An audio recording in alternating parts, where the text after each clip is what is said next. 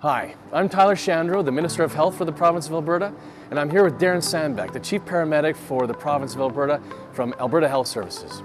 Now, all across the province, we're looking for ways to assist our frontline healthcare workers during this pandemic. And that's why we're here at the Stonegate Landing EMS Centre in Calgary, where the team responds to dozens of calls per day. Now, we know that in the past, provincial regulations have not been flexible enough to meet the emergency medical needs of Albertans, especially those in rural and remote areas. In rural Alberta, 50% of life-threatening calls are responded to in just over 15 minutes. For remote Albertans, the time increases to roughly 20 minutes. Now that's just not good enough. So we've made some changes to the regulations for emergency medical services, or EMS, so that our resources and our health professionals can operate more efficiently and provide better support to Albertans.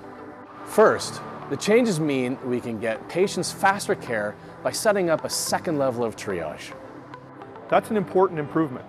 When we get a call, the team now can assess if the patient's needs are better met by referring someone like a community paramedic, or if alternate form of transportation is more appropriate.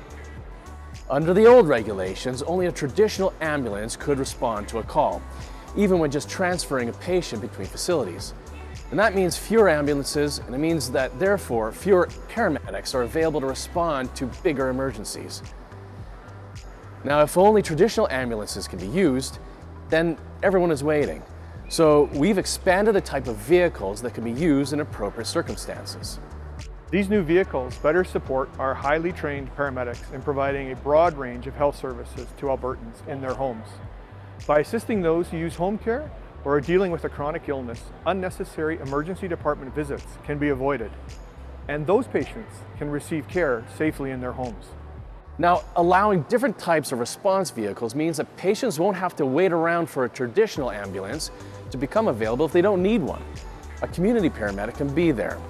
Emergency medical services will now have the option to use approved SUVs, a stretcher van, or even a bus when appropriate. All these new classes of vehicles are clearly marked off as official EMS vehicles.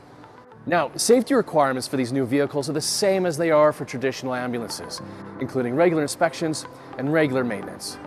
The regulation changes that we made will allow health professionals, such as nurse practitioners, to better support patients in emergency and non-emergency situations by allowing them to act as medical directors, as well as doctors, to give advice to paramedics in real time. The protocols we follow are evidence-based and standardized, no matter which qualified health provider is providing direction in a medical emergency situation. Allowing trained nurse practitioners to act as medical directors provides greater flexibility of staffing and frees up more physicians for their work. Health professionals and Albertans, especially those in rural areas, have been calling for these changes to our emergency services for a while, and we're proud to deliver.